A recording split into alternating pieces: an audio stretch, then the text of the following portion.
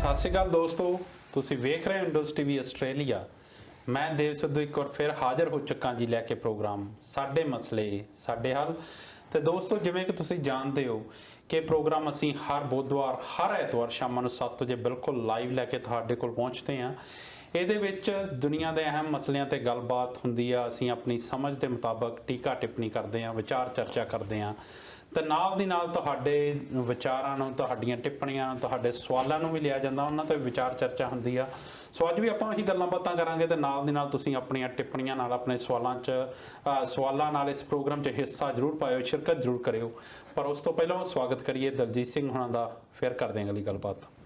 ਦਲਜੀਤ ਜੀ, ਪਿਆਰ ਭਰੀ ਸਤਿ ਸ਼੍ਰੀ ਅਕਾਲ ਤੇ ਨਿੱਘਾ ਸਵਾਗਤ ਜੀ ਪ੍ਰੋਗਰਾਮ 'ਚ। ਜੀ ਸਤਿ ਸ਼੍ਰੀ ਅਕਾਲ ਜੀ ਦੇਵ ਸਿੱਧੂ ਸਾਹਿਬ, ਤੇ ਸਤਿ ਸ਼੍ਰੀ ਅਕਾਲ ਸਾਰੇ ਇੰਡੋਜ਼ ਟੀਵੀ ਦੇਖ ਰਹੇ ਦਰਸ਼ਕਾਂ ਨੂੰ। ਜੀ। ਆਸ ਕਰਦਾ ਤੁਸੀਂ ਤੰਦਰੁਸਤ ਹੋਵੋਗੇ, ਖੁਸ਼ ਹੋਵੋਗੇ। ਜੀ ਦਲਜੀਤ ਜੀ, ਮੀਂਹ ਬਹੁਤ ਪਵਾਇਆ ਤੁਸੀਂ ਬਾਹਰ।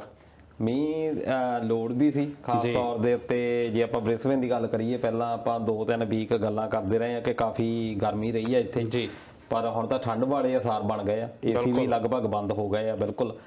ਤੇ ਕੱਲ ਦੀ ਬੜੀ ਠੰਡੀ ਹਵਾ ਚੱਲਦੀ ਆ ਤੇ ਪੂਰਾ ਇੱਕ ਵੀਕ ਇਦਾਂ ਰਹਿਣ ਦੀ ਸੰਭਾਵਨਾ ਬਣੀ ਹੋਈ ਆ ਬਿਲਕੁਲ। ਤੇ ਦੂਜੇ ਪਾਸੇ ਮੀਂਹ ਦਿੱਲੀ ਵਿੱਚ ਵੀ ਪਿਆ, ਉੱਥੇ ਵੀ, ਪਰ ਉੱਥੇ ਅਜੇ ਇੰਨੇ ਲੋੜ ਵੀ ਨਹੀਂ ਸੀ ਜੀ। ਪਰ ਜੇ ਆਪਾਂ ਦੇਖੀਏ ਵੀ ਫਸਲ ਦੇ ਲਈ, ਕਣਕਾਂ ਦੇ ਲਈ ਵਧੀਆ ਆ, ਕਿਉਂਕਿ ਜਨਵਰੀ ਤੱਕ ਮੀਂਹ ਜਿਹੜੇ ਆ ਬਹੁਤ ਵਧੀਆ ਆ। ਜਿੰਨਾ ਵਧੀਆ ਮੀਂਹ ਪੈ ਜਾਂਦਾ ਉਨੀ ਕਣਕ ਦੀ ਫਸਲ ਦੇ ਬੜਾ ਲਾਹੇਵੰਦ ਹੁੰਦਾ ਜੀ। ਪਰ ਦਲਜੀਤ ਜੀ, ਜਿੱਦਾਂ ਆਪਾਂ ਗੱਲ ਕੀਤੀ ਕਿ ਇੱਥੇ ਮੀਂਹ ਅਜੇ ਪਏ ਆ, 2-3 ਦਿਨਾਂ ਤੋਂ ਪੈਣੇ ਸਟਾਰਟ ਹੋ ਗਏ ਤਾਂ ਏਸੀ ਬੰਦ ਹੋ ਗਏ, ਆਪਾਂ ਨੂੰ ਠੰਡ ਲੱਗਣੀ ਸ਼ੁਰੂ ਹੋ ਗਈ। ਪੂਰੀ ਗਰਮੀ ਸੀ ਇੱਥੇ, ਹਾਲਾਂਕਿ ਜਿੱਦਾਂ ਦੀ ਉੱਥੇ ਜੂਨ ਜੁਲਾਈ ਦਾ ਮੌਸਮ ਹੁੰਦਾ ਉਦਾਂ ਦਾ ਇਸ ਵੇਲੇ ਇੱਥੋਂ ਦਾ ਮਾਹੌਲ ਬਣਿਆ ਹੋਇਆ ਆ। ਪੂਰੀ ਲੂ ਵਗ ਰਹੀ ਆ ਤੇ ਉਹਦੇ ਵਿੱਚ ਮੀਂਹ ਪੈਣ ਨਾਲ ਮੌਸਮ ਦੇ ਵਿੱਚ ਇੰਨੀ ਤਬਦੀਲੀ ਹੈ ਕਿ ਏਸੀ ਵੀ ਬੰਦ ਹੋ ਗਏ। ਸਾਨੂੰ ਐਂ ਲੱਗਦਾ ਕਿ ਠੰਡ ਆ ਗਈ ਵਾਪਸ। ਪਰ ਜਿੱਥੇ ਦਿੱਲੀ ਦੀਆਂ ਬਰੂਹਾਂ ਤੇ ਸਾਡੇ ਕਿਸਾਨ ਬੈਠੇ ਹੋਏ ਆ, ਦਿੱਲੀ ਦੀ ਜਿਹੜੀ ਧੁੰਦ ਆ, ਜਿਹੜੀ ਠੰਡ ਆ, ਉਹ ਇਸ ਵਕਤ ਦਸੰਬਰ ਦੇ ਵਿੱਚ ਭਾਰਤ ਦੇ ਵਿੱਚ ਜਿਸ ਤਰ੍ਹਾਂ ਦੀ ਠੰਡ ਆ, ਅਸੀਂ ਸਾਰੇ ਜਾਣਦੇ ਆ ਕਿ ਪੂਰੀ ਤਰ੍ਹਾਂ ਜਿੱਦਾਂ ਸਿਫਰ ਤੋਂ ਵੀ ਥੱਲੇ ਦਾ ਹੁੰਦਾ ਆ ਮੌਸਮ, ਤਾਂ ਬਹੁਤ ਜ਼ਿਆਦਾ ਧੁੰਦਾਂ ਪੈਂਦੀਆਂ ਹੁੰਦੀਆਂ, ਠੰਡ ਦਾ ਪੂਰੀ ਜਿਹੜਾ ਕਹਿਰ ਆ ਪੂਰਾ ਵਰਤ ਰਿਹਾ ਹੁੰਦਾ। ਉਹਦੇ ਵਿੱਚ ਜਦੋਂ ਮੀਂਹ ਪਿਆ, ਕੱਲ ਦੀਆਂ ਇਦਾਂ ਦੀਆਂ ਤਸਵੀਰਾਂ ਵੀ ਫੇਸਬੁੱਕ ਤੇ ਬਹੁਤ ਵਾਇਰਲ ਹੋਈਆਂ ਕਿ ਸਾਡੇ ਕਿਸਾਨ ਕਿੱਦਾਂ ਸੜਕਾਂ ਤੇ ਉਸ ਜਿਹੜੇ ਮਾਹੌਲ ਦੇ ਵਿੱਚ ਬੈਠੇ ਆ। ਉਹ ਕਿੰਨਾ ਮੁਸ਼ਕਿਲ ਆ, ਪਰ ਫਿਰ ਵੀ ਉਹਨਾਂ ਦਾ ਜਿਹੜਾ ਜੋਸ਼ ਆ ਉਹ ਠੰਡਾ ਨਹੀਂ ਪੈ ਰਿਹਾ। ਕਿਸਾਨਾਂ ਦਾ ਜਿਹੜਾ ਜੋਸ਼ ਆ ਉਹ ਵੱਧਦਾ ਜਾ ਰਿਹਾ, ਬਲਕਿ ਹੋਰ ਵੱਧਦਾ ਜਾ ਰਿਹਾ। ਉਹਨਾਂ ਦਾ ਜਿਹੜਾ ਖੂਨ ਹੈ ਉਹ ਬਾਲੇ ਮਾਰ ਰਿਹਾ ਹੈ। ਦੇਖੋ, ਮੀਂਹ ਪਿਆ ਆ, ਅਸਾਰ ਤਾਂ ਇਹ ਸੀ ਵੀ ਹੁਣ ਮੀਂਹ ਕਰਕੇ ਥੋੜਾ ਜਿਹਾ ਜੋਸ਼ ਮੱਠਾ ਪੈਣਾ ਆ ਤੇ ਲੋਕੀ ਜਿਹੜੇ ਆ ਵਾਪਸ ਵੀ ਮੁੜਨਗੇ। ਬਿਲਕੁਲ, ਸਰਕਾਰਾਂ ਮੇਰੇ ਖਿਆਲ ਇਸੇ ਤਾਕ 'ਚ ਬੈਠੀਆਂ ਸੀ। ਬਿਲਕੁਲ, ਖਾਸ ਤੌਰ ਤੇ ਜਿਹੜੇ ਬੱਚੇ, ਚਲੋ ਆਪਾਂ ਨਹੀਂ ਕਹਿੰਦੇ, ਇਹਦੇ ਵਿੱਚ ਜਿਹੜੇ ਬਜ਼ੁਰਗ ਆ, ਬਜ਼ੁਰਗਾਂ ਦੇ ਲਈ ਕਾਫੀ ਠੰਡ ਜਿਹੜੀ ਆ ਮੁਸ਼ਕਲ ਹੋ ਜਾਂਦੀ ਆ ਕੱਟਣੀ। ਪਰ ਜਿਸ ਤਰੀਕੇ ਦੇ ਨਾਲ ਉਹ ਜੁੜੇ ਹੋਏ ਆ, ਉਹ ਨੌਜਵਾਨਾਂ ਦੇ ਵਿੱਚ ਵੀ ਜੋਸ਼ ਭਰ ਰਹੇ ਆ। ਤੇ ਹੋਣਾ ਤਾਂ ਇਹ ਸੀ ਵੀ ਸ਼ਾਇਦ ਵਾਪਸ ਆਉਂਦੇ, ਪਰ ਉਲਟਾ ਬਹੁਤ ਸਾਰੀਆਂ ਟਰਾਲੀਆਂ ਅਜੇ ਵੀ ਲਗਾਤਾਰ ਜਾ ਰਹੀਆਂ, ਟਰਾਲੀਆਂ ਦੇ ਵਿੱਚ ਜਾ ਰਹੇ ਆ। ਚੰਗੀ ਗੱਲ ਇਹ ਵੀ ਹੋਈ ਆ ਕਿ ਉਹਨਾਂ ਨੇ ਪਹਿਲਾਂ ਹੀ ਇਹ ਅੰਦਾਜ਼ਾ ਲਾਇਆ ਹੋਇਆ ਸੀ, ਸਾਰਿਆਂ ਨੂੰ ਇਹ ਪਤਾ ਆ ਵੀ ਦਸੰਬਰ ਤੇ ਜਨਵਰੀ ਮਹੀਨੇ ਦੇ ਵਿੱਚ ਇਹ ਕਿਹਾ ਜਾਂਦਾ ਵੀ ਮੌਨਸੂਨ ਦੇ ਰਾਹੀਂ ਬਾਰਿਸ਼ ਨਹੀਂ ਹੁੰਦੀ ਪੰਜਾਬ ਦੇ ਵਿੱਚ। ਖਾਸ ਤੌਰ ਤੇ ਇਹ ਚੱਕਰਵਾਤਾਂ ਦੇ ਜਿਹੜਾ ਅਰਬ ਸਾਗਰ ਤੋਂ ਉੱਠਦੇ ਆ ਚੱਕਰਵਾਤ, ਉਹਨਾਂ ਰਾਹੀਂ ਇਹ ਬਾਰਿਸ਼ ਆਉਂਦੀ ਆ ਤੇ ਇਹ ਕਹਿ ਸਕਦੇ ਵੀ ਕਿਸੇ ਵੇਲੇ ਵੀ ਆ ਸਕਦੀ ਆ। ਉਹਨਾਂ ਚੱਕਰਵਾਤਾਂ ਨੂੰ ਧਿਆਨ ਦੇ ਵਿੱਚ ਰੱਖ ਕੇ ਹੋਏ ਪਹਿਲਾਂ ਹੀ ਉਹਨਾਂ ਨੇ ਟਰਾਲੀਆਂ ਦੇ ਉੱਤੇ ਤਰਪੈਲਾਂ ਪਾਈਆਂ ਹੋਈਆਂ ਸੀ, ਜਿਹਦੇ ਕਰਕੇ ਕਿ ਕਾਫੀ ਉਹਨਾਂ ਨੇ ਇਹ ਟਰਾਲੀਆਂ ਬਚਾਅ ਦੇ ਕੰਮ ਦੇ ਵਿੱਚ ਵੀ ਆਈਆਂ। ਤੇ ਇਹ ਮੀਂਹ ਜਿਹੜਾ ਆ ਉਹ ਜੋਸ਼ ਮੱਠਾ ਨਹੀਂ ਕਰ ਪਾਇਆ, ਜੇ ਆਪਾਂ ਕਹਿ ਸਕੀਏ। ਬਿਲਕੁਲ। ਤੇ ਦਲਜੀਤ ਜੀ, ਜਿਹੜਾ ਕਿਸਾਨਾਂ ਦਾ ਸੰਘਰਸ਼ ਆ, ਦਿੱਲੀ ਦੀਆਂ ਬਰੂਹਾਂ ਤੇ ਬੈਠਿਆ ਉਹਨਾਂ ਨੂੰ 17-18 ਦਿਨ ਹੋ ਗਏ ਆ ਤੇ ਤਕਰੀਬਨ ਜੇ ਆਪਾਂ ਉਸ ਦਿਨ ਤੋਂ ਵੇਖੀਏ, ਤਕਰੀਬਨ ਹਰ ਰੋਜ਼ ਇੱਕ ਲਾਸ਼ ਜਿਹੜੀ ਆ ਉਹ ਪੰਜਾਬ ਨੂੰ ਜਾ ਰਹੀ ਆ। ਕਿਉਂਕਿ ਬਹੁਤ ਸਾਰੇ ਕਿਸਾਨ ਇਦਾਂ ਦੇ ਆ ਜਿਹੜੇ ਸ਼ਹੀਦੀਆਂ ਪਾ ਗਏ ਆ, ਜਿਹੜੇ ਕਈ ਬਜ਼ੁਰਗ ਆ ਜਿਹੜੇ ਉਹ ਸੁੱਤੇ ਹੀ, ਜਿਨ੍ਹਾਂ ਨੂੰ ਦਿਲ ਦਾ ਦੌਰਾ ਪੈ ਗਿਆ, ਜਾਂ ਹੋਰ ਇੱਕ ਜਿਹੜਾ ਮਕੈਨਿਕ ਵੀਰ ਸੀ ਉਹਦੀ ਕਾਰ ਦੇ ਵਿੱਚ ਅੱਗ ਲੱਗੀ। ਇਦਾਂ ਦੇ ਬਹੁਤ ਸਾਰੀਆਂ ਘਟਨਾਵਾਂ, ਕਈਆਂ ਦਾ ਐਕਸੀਡੈਂਟ ਹੋ ਗਿਆ। ਸੋ ਰੋਜ਼ਾਨਾ ਇੱਕ ਕਹਿ ਸਕਦੇ ਹਾਂ ਕਿ ਲਾਸ਼ ਜਿਹੜੀ ਆ ਪੰਜਾਬ ਨੂੰ ਜਾਂਦੀ ਆ। ਪਰ ਇਹਨਾਂ ਸਾਰੀਆਂ ਚੀਜ਼ਾਂ ਨਾਲ ਜਿਹੜੇ ਹੌਸਲੇ ਪਸਤ ਹੋਣ ਦੀ ਥਾਂ ਸਾਡੇ ਕਿਸਾਨਾਂ ਦੇ ਜਿਹੜੇ ਹੌਸਲੇ ਆ ਉਹ ਹੋਰ ਵੀ ਬੁਲੰਦ ਹੋ ਰਹੇ ਆ। ਦੇਖੋ, ਉਹਨਾਂ ਨੂੰ ਤਾਂ ਦੇਖੋ ਇਹ ਵੀ ਇੱਕ ਜੋਸ਼ ਦੀ ਗੱਲ ਆਪਾਂ ਕਹਿ ਸਕਦੇ ਹਾਂ ਕਿ ਜਿਹੜੇ ਕਿਸਾਨਾਂ ਉੱਥੇ ਆਪਣੀ ਜਾਨ ਜਿਹੜੀ ਗਵਾ ਰਹੇ ਆ, ਉਹ ਤੋਂ ਬਾਅਦ ਵੀ ਜਿਹੜੇ ਨਾਲ ਦੇ ਆ ਉਹਨਾਂ ਨੂੰ ਵੀ ਹੋਰ ਜੋਸ਼ ਭਰਦੀ ਆ। ਉਹਨਾਂ ਦੀਆਂ ਗੱਲਾਂ ਜਦੋਂ ਸੁਣਦੇ ਆ ਇੰਟਰਵਿਊਜ਼ ਦੇ ਵਿੱਚ, ਉਹ ਇਹੀ ਕਹਿੰਦੇ ਆ ਕਿ ਅਸੀਂ ਵੀ ਜਾਨ ਜਦੋਂ ਤੱਕ ਹੈ ਅਸੀਂ ਇਹ ਪ੍ਰੋਟੈਸਟ ਦੇ ਵਿੱਚ ਰਹਿਣਾ ਜੀ। ਤੇ ਕੱਲ ਵੀ ਜਿਹੜੀ ਮੌਤ ਹੋਈ ਆ ਸ਼ਵੇਤ ਮਲਿਕ ਦੇ ਕੋਠੀ ਦੇ ਅੱਗੇ ਉਹਨਾਂ ਨੇ ਧਰਨਾ ਵੀ ਦਿੱਤਾ ਆ ਕਿਸਾਨਾਂ ਨੇ ਉਹਦੀ ਦੇਹ ਰੱਖ ਕੇ, ਪਰ ਸਰਕਾਰਾਂ ਦੇ ਉੱਤੇ ਇਹਦਾ ਬਹੁਤਾ ਅਸਰ ਅਜੇ ਤੱਕ ਲੱਗ ਨਹੀਂ ਰਿਹਾ ਜੀ। ਤੇ ਆਸ ਇਹੀ ਕਰਦੇ ਆ ਵੀ ਇਹ ਮੌਤਾਂ ਦੇਖੋ ਜਾਣਾ ਸਾਰਿਆਂ ਨੇ ਆ ਬਿਲਕੁਲ, ਤੇ ਪਰ ਫਿਰ ਵੀ ਜਿਸ ਤਰੀਕੇ ਨਾਲ ਜਿਸ ਜਜ਼ਬੇ ਦੇ ਨਾਲ ਆਏ ਹੋਏ ਆ ਤੇ ਉਹਨੂੰ ਅਸੀਂ ਸਲਾਮ ਕਰਦੇ। ਬਿਲਕੁਲ, ਜਿੱਦਾਂ ਤੁਸੀਂ ਗੱਲ ਕੀਤੀ ਕਿ ਮੌਤਾਂ ਤਾਂ ਲਗਾਤਾਰ ਹੋ ਰਹੀਆਂ, ਪਰ ਜਿਹੜੀ ਸਰਕਾਰਾਂ ਦੇ ਕੰਨਾਂ ਤੇ ਜੂੰ ਨਹੀਂ ਸਰਕ ਰਹੀ। ਸਰਕਾਰਾਂ ਦਾ ਜਿਹੜਾ ਇਸ ਵਕਤ ਉਹ ਜਿਹੜੇ ਆਪਣੀ ਨੀਤੀ ਆ ਉਹ ਕਠੋਰ ਬਣਾ ਕੇ ਬੈਠੀਆਂ ਆ, ਆਪਣੀ ਅੜੀ ਤੇ ਅੜੀਆਂ ਹੋਈਆਂ, ਪਰ ਇਹਦੇ ਕਰਕੇ ਸ਼ਾਇਦ ਕਿਸਾਨਾਂ ਦੇ ਜਿਹੜੇ ਆਗੂ ਆ ਉਹਨਾਂ ਨੇ ਕਿਸਾਨ ਅੰਦੋਲਨ ਹੋਰ ਤੇਜ਼ ਕਰਨ ਦੀ ਜਿਹੜੀ ਅਪੀਲ ਕੀਤੀ ਆ, ਤੇ ਇਹਨੂੰ ਲੈ ਕੇ ਹੁਣ ਜਿਹੜੇ ਰਾਜਸਥਾਨ ਤੋਂ ਹਰਿਆਣੇ ਤੋਂ ਕਿਸਾਨਾਂ ਦੇ ਜਥੇ ਹੋਰ ਵੀ ਤੁਰ ਪਏ, ਜਿਸ ਤੋਂ ਬਾਅਦ ਜਿਹੜਾ ਦਿੱਲੀ ਜੈਪੁਰ ਹਾਈਵੇ ਆ ਉਹ ਜਾਮ ਕਰਨ ਦੀਆਂ ਗੱਲਾਂ ਚੱਲ ਰਹੀਆਂ ਸੀ। ਉਹਦੇ ਤੇ ਵੀ ਅਪਡੇਟ ਜੇ ਦੇਣੀ ਚਾਹੋਗੇ? ਦੇਖੋ ਸਿੰਘੂ ਬਾਰਡਰ ਦੇ ਉੱਤੇ ਤੇ ਟਿਕਰੀ ਬਾਰਡਰ ਦੇ ਉੱਤੇ ਪਹਿਲਾਂ ਤੋਂ ਕਿਸਾਨ ਜੁੜੇ ਹੋਏ ਆ ਜਿਹੜੇ ਕਿ ਹਰਿਆਣਾ ਤੇ ਪੰਜਾਬ ਤੋਂ ਗਏ ਹੋਏ ਆ ਜੀ। ਪਹਿਲਾਂ ਇਹ ਭਰਮ ਫੈਲਾਇਆ ਜਾ ਰਿਹਾ ਸੀ ਕਿ ਕੱਲਾ ਪ੍ਰੋਟੈਸਟ ਸਿਰਫ ਪੰਜਾਬ ਤੇ ਹਰਿਆਣੇ ਨੂੰ ਹੀ ਲੈ ਕੇ ਹੈਗਾ ਜੀ, ਕਿਉਂਕਿ ਦੂਰ ਦਰੇਡੇ ਦੇ ਜਿਹੜੇ ਪ੍ਰਾਂਤ ਹੈਗੇ ਆ ਉਹਨਾਂ ਲਈ ਔਖਾ ਵੀ ਆ ਦਿੱਲੀ ਤੱਕ ਪਹੁੰਚਣਾ, ਖਾਸ ਤੌਰ ਤੇ ਤਾਮਿਲਨਾਡੂ, ਕੇਰਲਾ, ਆਂਧਰਾ ਪ੍ਰਦੇਸ਼ ਤੇ ਮਹਾਰਾਸ਼ਟਰ ਦੇ ਵਿੱਚ ਬਹੁਤ ਵੱਡੇ ਪੱਧਰ ਦੇ ਉੱਤੇ, ਕਰਨਾਟਕਾ ਦੇ ਵਿੱਚ ਵੀ, ਈਵਨ ਪੱਛਮੀ ਬੰਗਾਲ ਤੇ ਬਿਹਾਰ, ਉੱਥੋਂ ਆਉਣਾ ਜਾਣਾ ਜਿਹੜਾ ਥੋੜਾ ਜਿਹਾ ਔਖਾ ਵੀ ਹੈਗਾ। ਇਹ ਬਿਲਕੁਲ ਨਾਲ ਲੱਗਦੇ ਆ ਦਿੱਲੀ ਦੇ ਨਾਲ। ਪੰਜਾਬ ਹਰਿਆਣੇ ਦੀ ਗੱਲ ਕਰ ਲਈਏ ਤੇ ਹੁਣ ਰਾਜਸਥਾਨ ਵੀ ਇਹਦੇ ਵਿੱਚ ਕੁੱਦ ਪਿਆ ਆ ਜੀ। ਕਿਸਾਨ ਮਹਾ ਪੰਚਾਇਤ ਜਿਹਦਾ ਪ੍ਰਧਾਨ ਰਾਮਪਾਲ ਜਾਟ ਆ ਉਹ ਨੇ ਕਿਹਾ ਕਿ ਅਸੀਂ 150 ਕਿਸਾਨਾਂ ਦੇ ਨਾਲ ਤਿਆਰ ਬੈਠੇ ਆ ਤੇ ਹੋਰ ਕਿਸਾਨ ਜਿਹੜੇ ਆ ਉਹ ਵੀ ਆ ਰਹੇ ਆ, ਤੇ ਇਹਨਾਂ ਨੇ ਜਿਹੜਾ ਦਿੱਲੀ ਜੈਪੁਰ ਮਾਰ ਗਿਆ ਉਹਨੂੰ ਬਲੌਕ ਕਰਨ ਦੀ ਚੇਤਾਵਨੀ ਦਿੱਤੀ। ਅਜੇ ਬਲੌਕ ਕੀਤਾ ਨਹੀਂ ਗਿਆ ਜੀ। ਇਹ ਚੇਤਾਵਨੀ ਇੱਕ ਬਹੁਤ ਵੱਡੀ, ਕਿਉਂਕਿ ਜੈਪੁਰ ਪੂਰੇ ਰਾਜਸਥਾਨ ਨੂੰ ਜੋੜਦਾ ਪਿਆ ਉਹ ਹਾਈਵੇ ਦਿੱਲੀ ਦੇ ਨਾਲ। ਜਿਸ ਤਰੀਕੇ ਦੇ ਨਾਲ ਟੋਲ ਪਲਾਜ਼ਿਆਂ ਦੀ ਆਪਾਂ ਗੱਲ ਕਰ ਲਈਏ, ਕੱਲ ਬਿਲਕੁਲ ਫ੍ਰੀ ਕਰ ਦਿੱਤੇ ਗਏ, ਕੋਈ 160 ਦੇ ਕਰੀਬ। ਉੱਤਰ ਪ੍ਰਦੇਸ਼ ਦੇ ਵਿੱਚ ਵੀ ਟੋਲ ਪਲਾਜ਼ੇ ਜਿਹੜੇ ਆ ਉਹ ਕਿਸਾਨਾਂ ਨੇ ਉੱਥੇ ਜਾ ਕੇ ਧਰਨੇ ਦਿੱਤੇ, ਉਹਨਾਂ ਉੱਤੇ ਕਬਜ਼ੇ ਕਰ ਲਏ, ਉਸ ਤੋਂ ਬਾਅਦ ਉਹਨਾਂ ਨੂੰ ਪੈਸੇ ਵਸੂਲਣ ਨਹੀਂ ਦਿੱਤੇ ਜੀ। ਦੇਖੋ ਟੋਲ ਪਲਾਜ਼ਿਆਂ ਦੇ ਉੱਤੇ ਵੀ ਤੁਹਾਨੂੰ ਪਤਾ ਹੀ ਹੈ ਕਿ ਸਰਕਾਰ ਕਿਸ ਤਰੀਕੇ ਦੇ ਨਾਲ ਪੈਸਾ ਇਕੱਠਾ ਕਰਦੀ ਆ, ਲੋਕਾਂ ਦੀ ਸ਼ੋਸ਼ਣ ਆ ਉਹ ਵੀ ਇੱਕ ਤਰੀਕੇ ਨਾਲ, ਇਸ ਕਰਕੇ ਉਹਨੂੰ ਟਾਰਗੇਟ ਕੀਤਾ ਗਿਆ।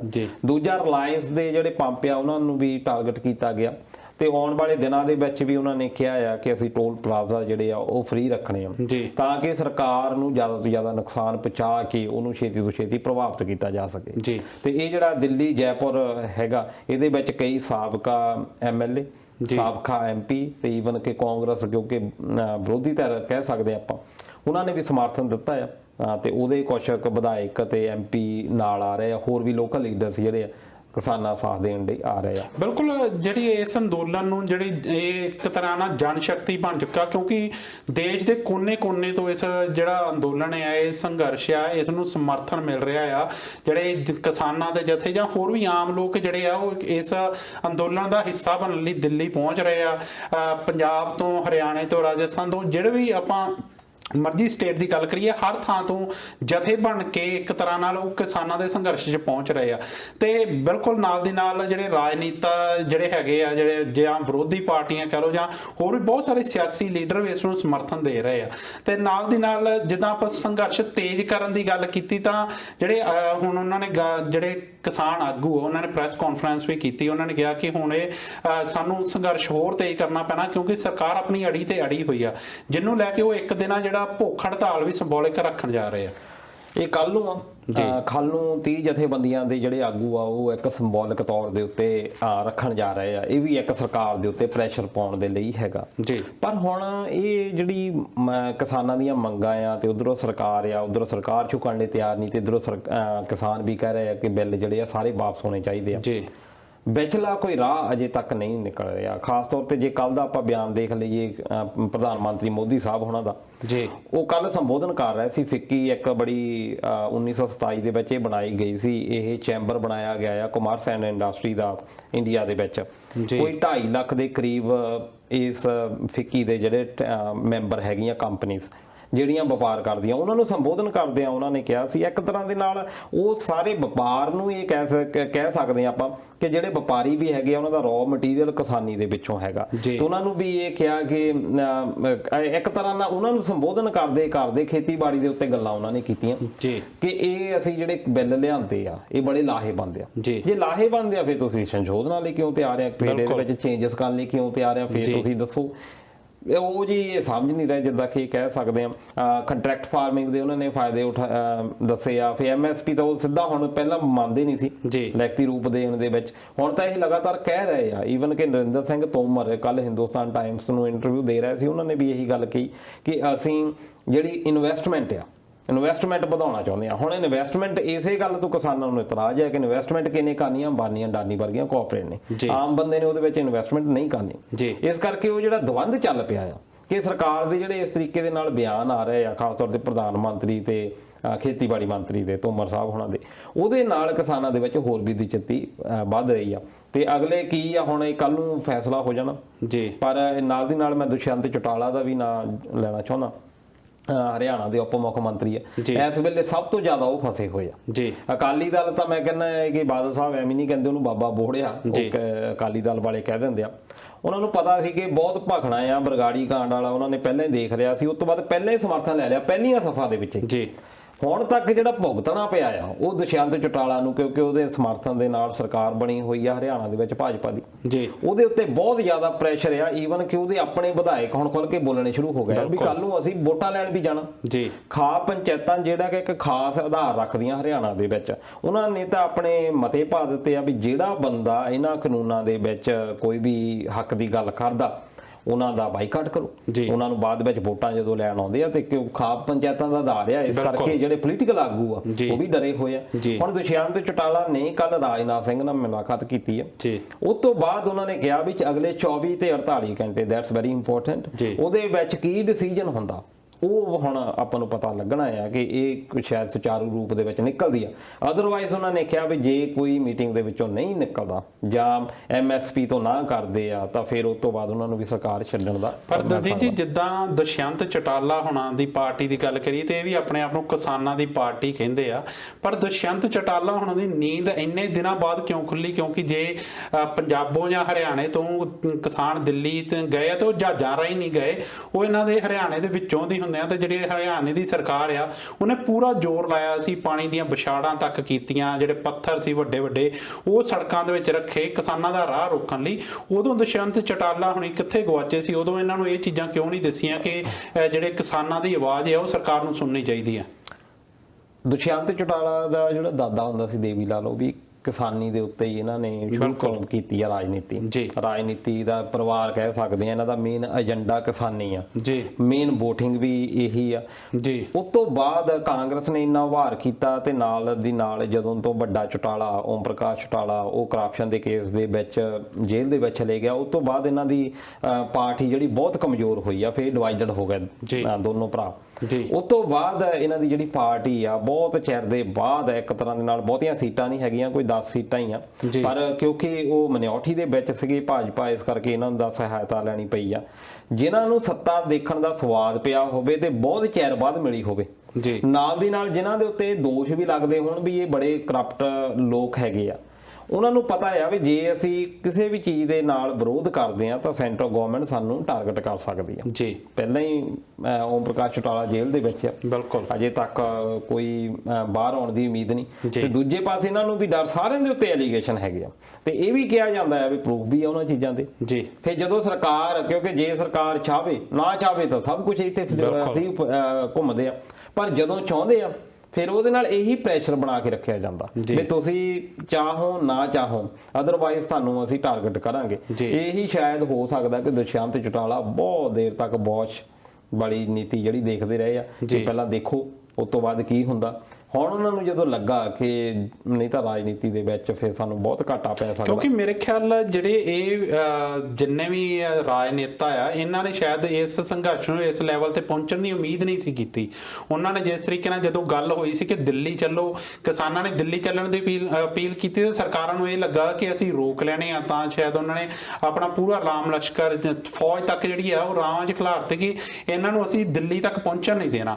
ਫਿਰ ਜਦੋਂ ਉਹ ਸਭ ਕੁਝ ਪਾਰ ਕਰਕੇ ਜਿਹੜੀਆਂ ਤੋਪਾਂ ਦਾ ਮੂੰਹ ਮੋੜ ਕੇ ਬੈਰੀਕੇਡਿੰਗ ਤੋੜ ਕੇ ਦਿੱਲੀ ਪਹੁੰਚੇ ਆ, ਉਸ ਤੋਂ ਬਾਅਦ ਜਿਹੜੀ ਜਿੱਦਾਂ ਪੂਰੇ ਦੇਸ਼ ਚੋਂ ਜਿਹੜੇ ਆ ਲੋਕ ਉੱਠ ਤੁਰੇ ਆ ਇਸ ਸੰਘਰਸ਼ ਦਾ ਸਾਥ ਦੇਣ ਨੂੰ, ਜਿਹੜਾ ਇਹ ਸੰਘਰਸ਼ ਆ ਦਿਨ ਬ ਦਿਨ ਵੱਡਾ ਹੁੰਦਾ ਜਾ ਰਿਹਾ। ਤਾਂ ਉਦੋਂ ਮੇਰੇ ਖਿਆਲ ਜਿਹੜੇ ਰਾਜਨੇਤਾ ਆ ਜਿਹੜੇ ਚੁੱਪ ਕਰਕੇ ਹੁਣ ਤੱਕ ਬੈਠੇ ਸੀ, ਉਹਨਾਂ ਨੂੰ ਆਪਣਾ ਜਿਹੜਾ ਭਵਿੱਖ ਖਤਰੇ 'ਚ ਦਿਸ ਰਿਹਾ ਆ। ਦੇਖੋ ਕਿਸਾਨ ਆਗੂਆਂ ਦੀ ਆਪਾਂ ਗੱਲ ਕਰ ਲਈਏ ਜੀ, ਮਾਲਵੇ ਦੇ ਵਿੱਚ ਕਾਫੀ ਕੰਮ ਕਰਦੇ ਆ, ਚਾਹੇ ਆਪਾਂ ਉਗਰਾਹਾਂ ਗਰੁੱਪ ਦੀ ਗੱਲ ਕਰ ਲਈਏ, ਰਾਜੇਵਾਲ ਗਰੁੱਪ ਦੀ ਗੱਲ ਕਰ ਲਈਏ ਜੀ। ਸਾਡੇ ਦੁਆਬੇ ਦੇ ਵਿੱਚ ਤਾਂ ਕੋਈ ਜਥੇਬੰਦੀ ਅਸੀਂ ਕਦੀ ਸੁਣੀ ਨਹੀਂ ਸੀ ਕਿ ਕਿਸਾਨਾਂ ਦੇ ਲਈ ਕੋਈ ਕੰਮ ਕਰਦਾ। ਇਹਨਾਂ ਦੀਆਂ ਕੋਈ ਜਥੇਬੰਦੀਆਂ ਵੀ ਹੁੰਦੀਆਂ, ਅਖਬਾਰਾਂ ਵਿੱਚ ਕਿਤੇ ਕਿਤੇ ਪੜ੍ਹ ਲਈਦਾ ਸੀ। ਨੋ ਡਾਊਟ ਮਾਲਵੇ ਦੇ ਵਿੱਚ ਥੋੜੇ ਜਿਹੇ ਲੋਕ ਇਹਨਾਂ ਨਾਲ ਜੁੜੇ ਹੋਏ ਸੀ, ਪਰ ਉਹਦੇ ਵਿੱਚ ਵੀ ਸਰਕਾਰ ਨੇ ਸਾਜ਼ਿਸ਼ਾਂ ਕਰ ਕਰਕੇ ਇਹਨਾਂ ਨੂੰ ਇੰਨਾ ਡਿਵਾਈਡਡ ਕਰ ਦਿੱਤਾ ਵੀ ਅੱਜ ਇਹ 30 ਬਣੇ ਹੋਏ ਗਰੁੱਪ ਜੀ। ਹੁਣ ਦੁਸ਼ਯੰਤ ਚੌਟਾਲਾ ਵਰਗੇ ਲੋਕ ਜਾਂ ਕੋਈ ਵੀ ਪੋਲੀਟੀਕਲ ਪਾਰਟੀ ਵਾਲੇ ਲੋਕ, ਉਹਨਾਂ ਨੂੰ ਇਹ ਲੱਗਦਾ ਵੀ ਇਹ 30 ਬੰਦੇ ਹੀ ਨਹੀਂ ਇਕੱਠੇ ਹੋ ਸਕਦੇ। ਹੁਣ ਤੱਕ ਦਾ ਇਤਿਹਾਸ ਹੀ ਇਹ ਕਹਿੰਦਾ ਕਿ ਜੋ ਇਹ ਕੰਮ ਕਰਦੇ ਆ ਦੂਜਾ ਉਹਦਾ ਵਿਰੋਧ ਕਰਨ ਲੱਗ ਜਾਂਦਾ, ਜਿਹਦੇ ਕਰਕੇ ਕਿ ਇਹ ਇਕੱਠੇ ਹੋ ਹੀ ਨਹੀਂ ਸਕਦੇ। ਪਰ ਇਹਨਾਂ ਕਾਨੂੰਨਾਂ ਤੋਂ ਬਾਅਦ ਜਿਸ ਤਰ੍ਹਾਂ ਨਾਲ ਇਹਦਾ ਸਾਰਾ ਦਾਰੋਮਦਾਰ ਲੋਕਾਂ ਵਿੱਚ ਆ ਗਿਆ, ਬਿਲਕੁਲ ਕਿਸਾਨ ਆਗੂਆਂ ਦੇ ਹੱਥ ਦੇ ਵਿੱਚ ਰਿਹਾ ਹੀ ਨਹੀਂ ਜੀ। ਪਹਿਲਾਂ ਕੀ ਹੁੰਦਾ ਸੀ, ਬਾਦਲ ਸਾਹਿਬ ਨੇ ਲੱਖੋਵਾਲ ਨੂੰ ਕਿਹਾ ਵੀ ਚੱਲ ਵੀ ਲੱਖੋਵਾਲ ਸਾਹਿਬ ਤੁਹਾਨੂੰ ਆਹ ਕੰਮ ਕਰਨਾ ਪੈਣਾ, ਉਹ ਨਹੀਂ ਕਹਿਣਾ, 7 ਵਚਨ ਕਹਿ ਕੇ ਕਰ ਦੇਣਾ। ਇਦਾਂ ਹੀ ਫਿਰ ਬਾਕੀ ਜਿਹੜੀਆਂ ਯੂਨੀਅਨਸ ਆ ਉਹ ਵੀ ਕਿਤੇ ਨਾ ਕਿਤੇ ਜੁੜੀਆਂ ਹੋਈਆਂ ਜੀ।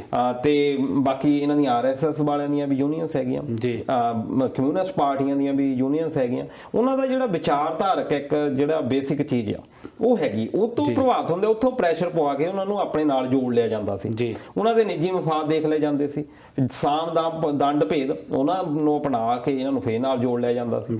ਇਸ ਕਰਕੇ ਪਹਿਲਾਂ ਜੇ ਕਹੀਏ ਕਿ ਬਾਦਲ ਸਾਹਿਬ ਵੀ ਆਪਾਂ ਦੇਖ ਸਕਦੇ ਹਾਂ ਵੀ ਨਾਲ ਜੁੜੇ ਰਹੇ ਜੀ, ਇਹਨਾਂ ਨੂੰ ਵੀ ਉਮੀਦ ਇਹੀ ਸੀ ਕਿ ਇਹਨਾਂ ਨੂੰ ਟੁੱਟਣਾ, ਐਡਾ ਪ੍ਰੋਟੈਸਟ ਕਿੱਥੇ ਬਣਨਾ, ਬਿਲਕੁਲ ਲੋਕਾਂ ਨੇ ਨਹੀਂ ਜੋੜਨਾ।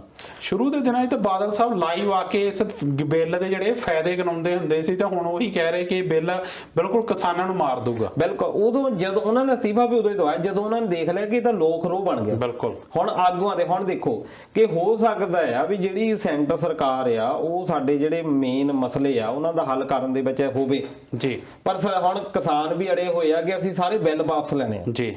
ਹੁਣ ਉਹ ਕਿਸਾਨ ਆਗੂ ਇੰਨੇ ਜ਼ਿਆਦਾ ਡਰੇ ਹੋਇਆ ਕਿ ਉਹ ਆਪਣੇ ਲੈਵਲ ਤੇ ਡਿਸਾਈਡ ਵੀ ਨਹੀਂ ਕਰ ਪਾਉਂਦੇ ਜੀ। ਉਹ ਡਿਸੀਜਨ ਕਿਹਨੇ ਲੈਣਾ ਬਾਹਰ ਜਿਹੜਾ ਟਰਾਲੀ ਦੇ ਵਿੱਚ ਠੰਡ ਦੇ ਵਿੱਚ, ਬਿਲਕੁਲ ਉਹ ਬੰਦੇ ਵੇਟ ਕਰ ਰਹੇ ਆ ਵੀ ਤੂੰ ਕੀ ਕਰਕੇ ਆਇਆ ਜੀ। ਉਹ ਲੁੱਕ ਐਂਡ ਵਾਚ ਦੀ ਗੱਲ ਨਹੀਂ ਹੈਗੀ ਕਿ ਕੀ ਆ, ਉਹ ਸਿਰਫ ਇਹ ਆ ਕਿ ਜੈਸ ਐਂਡ ਨੋ ਕਿਹਨੇ ਦਿੱਤਾ। ਕਿਉਂਕਿ ਹੁਣ ਜਿਹੜਾ ਲੋਕੀ ਆਪਣੇ ਜਜ਼ਬਾਤਾਂ ਨਾਲ ਇਸ ਸੰਘਰਸ਼ ਨਾਲ ਜੁੜ ਚੁੱਕੇ ਆ, ਹਰ ਉਹ ਬੰਦਾ ਚਾਹੇ ਉਹ ਆਮ ਆ ਖਾਸ ਆ, ਉਹ ਇਹਨਾਂ ਦੇ ਲੀਡਰਾਂ ਦੇ ਮੂੰਹ ਵੱਲ ਦੇਖਦਾ, ਚਾਹੇ ਉਹ ਕਿਸਾਨ ਆਗੂ ਹੀ ਕਿਉਂ ਨਾ ਹੋਣ, ਉਹ ਦੇਖਦਾ ਕਿ ਹੁਣ ਕਿਉਂਕਿ ਹੁਣ ਜਿਸ ਲੈਵਲ ਤੇ ਪਹੁੰਚ ਗਏ ਇੱਥੋਂ ਪਿੱਛੇ ਮੁੜਨਾ। ਮੈਂ ਕੱਲ ਪਰਸੋਂ ਇੱਕ ਕਿਸਾਨ ਆਗੂ ਸੀਗੇ, ਉਹਨਾਂ ਦੀ ਇੰਟਰਵਿਊ ਸੁਣ ਰਿਹਾ ਸੀ, ਤਾਂ ਉਹਨਾਂ ਦਾ ਜਵਾਬ ਮੈਨੂੰ ਬਹੁਤ ਵਧੀਆ ਲੱਗਾ। ਉਹਨਾਂ ਤੋਂ ਇੰਟਰਵਿਊ ਲੈਣ ਵਾਲੇ ਭਾਈ ਸਾਹਿਬ ਨੇ ਕੁਐਸਚਨ ਕੀਤਾ ਕਿ ਜਦੋਂ ਹੁਣ ਸਰਕਾਰ ਕਹਿ ਰਹੀ ਕਿ ਅਸੀਂ ਜੋ ਕੁਝ ਤੁਸੀਂ ਕਿਹਾ ਅਸੀਂ ਸਾਰੀਆਂ ਗੱਲਾਂ ਮੰਨ ਲਈਆਂ, ਤਾਂ ਤੁਸੀਂ ਇਹ ਵਾਪਸ ਲੈਣ ਲਈ ਕਿਉਂ ਕਹਿੰਦੇ ਆ।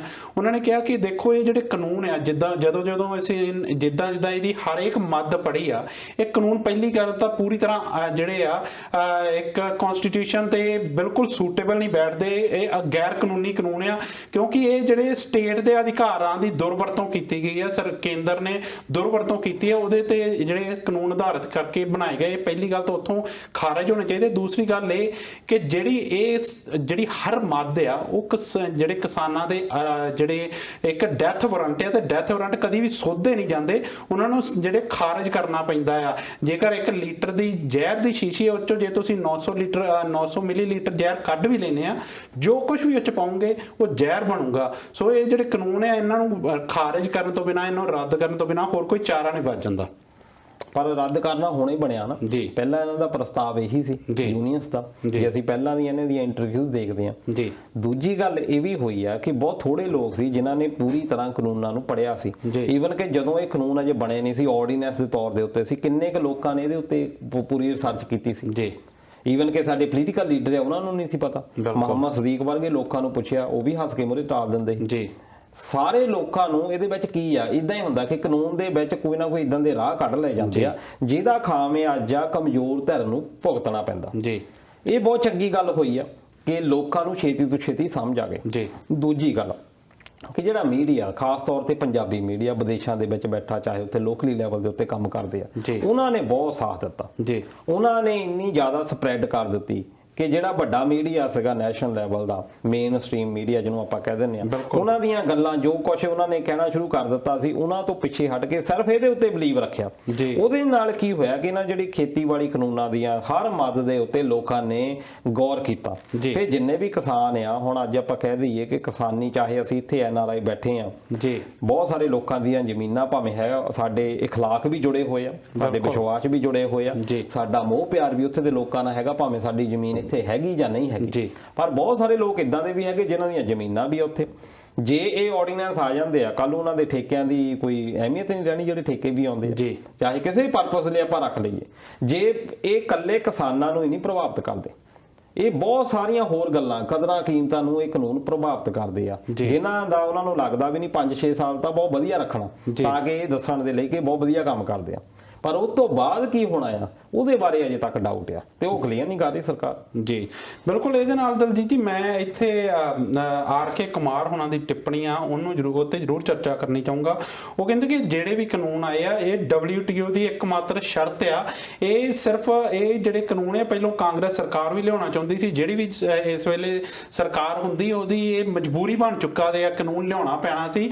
ਇਸ ਕਰਕੇ ਜਿਹੜਾ ਅਮਰੀਕਾ ਤੇ UK ਦਾ PM ਹੈ ਉਹ ਸਟਿਲ ਸਾਇਲੈਂਟ ਹੈ ਇਸ ਚੀਜ਼ ਤੇ, ਕਿਉਂਕਿ ਉਹ ਵੀ ਪਾਰਟ ਆ WTO ਦਾ ਤੇ ਇਹ ਸਿਰਫ ਉਹਦੀ ਸ਼ਰਤ ਦੇ ਤਹਿਤ ਲਿਆਂਦਾ ਗਿਆ। ਨਹੀਂ ਠੀਕ ਆ, ਇਹ ਕਾਂਗਰਸ ਸਰਕਾਰ ਉਦੋਂ ਕਰਦੀ ਸੀ, ਫਿਰ ਇਹ ਭਾਜਪਾ ਨੂੰ ਵਿਰੋਧ ਨਹੀਂ ਕਰਨਾ ਚਾਹੀਦਾ ਸੀ ਜੀ। ਫਿਰ ਜਿਹੜੀ ਵਿਰੋਧੀ ਧਿਰ ਦੇ ਵਿੱਚ ਆ ਉਹਨੂੰ ਇਹ ਸੱਤਾਧਾਰੀਆਂ ਦੀਆਂ ਕਮਜ਼ੋਰੀਆਂ ਜਿਹੜੀਆਂ ਉਹ ਸਮਝਣੀਆਂ ਚਾਹੀਦੀਆਂ। ਇਹ ਜ਼ਰੂਰੀ ਨਹੀਂ ਹੁੰਦਾ ਫਿਰ ਤੁਸੀਂ ਆਪਣੇ ਆਪ ਨੂੰ ਇੱਕ ਪਾਸੇ ਗੱਲ ਕਰਦੇ ਆਪਾਂ ਮੇਕ ਇਨ ਇੰਡੀਆ ਦੀ ਗੱਲ ਕਰਦੇ ਆ ਜੀ।